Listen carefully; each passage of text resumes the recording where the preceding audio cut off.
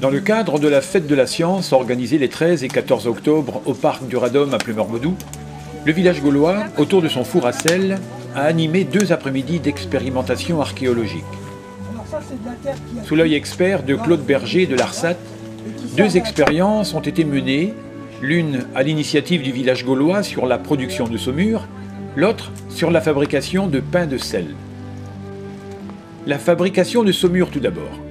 Alors, la technique consistait à stocker de l'eau de mer dans les bassins qui sont derrière vous, de l'eau de mer ou une eau de mer qu'on avait déjà laissée un petit peu concentrée sous forme de saumure. Et ensuite, cette eau de mer, on la fait chauffer dans les récipients en argile qui sont au-dessus du four que vous voyez. Et l'opération dure suffisamment longtemps pour que toute l'eau s'évapore et que, en train de cuisson, eh bien, le sel cristallise dans les récipients en argile. La question est pour l'instant sans réponse officielle. Les bouilleurs de sel gaulois faisaient-ils bouillir de l'eau de mer dans les pots ou y versaient-ils une eau beaucoup plus salée que l'on appelle saumure? Pour économiser le bois dont la production nécessitait beaucoup de travail, il existait sans doute des techniques. Lesquelles? Au moins 2 hypothèses ont été émises par les scientifiques, et le village gaulois en a expérimenté une, l'exploitation du sable sec des plages. Elle s'est avérée très peu probante. Une autre, celle que l'on voit ici, a été menée au village gaulois utilisant des séchoirs en lattibois.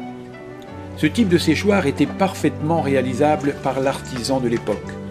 Hélas, on ne peut trouver aucune trace dans les fouilles puisque les matériaux qui le composent sont d'origine organique et qu'ils se sont désagrégés dans le temps.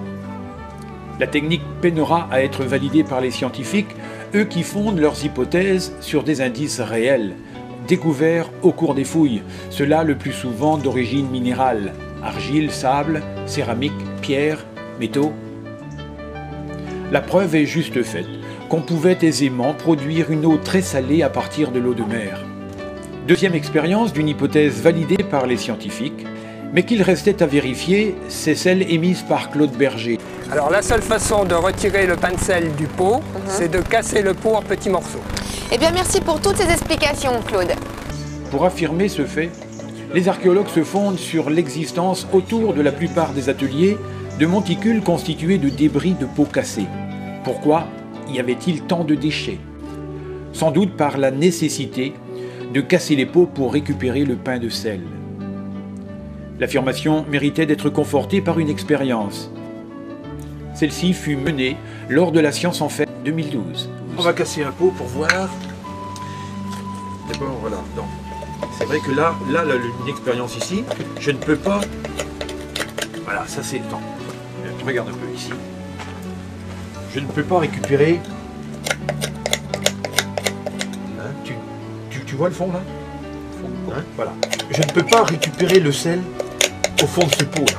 Voilà. Et c'est vraiment extrêmement dur, je ne peux pas le faire. Donc, si je veux récupérer le sel, ben effectivement, il n'y a pas d'autre solution que de le casser.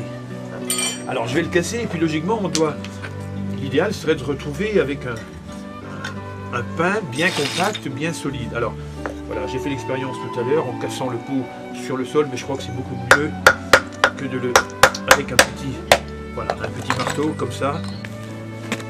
Voilà, on voit donc ici bien voilà, exactement comme ça, hein, le pot qui se casse et le bloc qui se détache, hein, très facilement de la céramique, quoi, du fond du pot. Donc ça c'est parfait. Imaginons que le pot soit complet, hein, rempli entièrement. Et bien c'est un pain entier qui sort comme ça. Et alors en plus c'est du solide. Faut bien écouter. Voilà un pain de sel que l'on va pouvoir transporter. Il va parcourir toutes les routes de la Gaule pour aller dans ces villes où il sera acheté, vendu. Voilà, c'est intéressant, c'est un beau truc. Et bien sûr, on retrouve logiquement ces débris de poterie. On les retrouve à proximité de l'atelier, comme c'est le cas sur la plupart des ateliers. On retrouve des monticules de débris. Voilà, de débris de poterie comme ça. Voilà, tout à fait logique.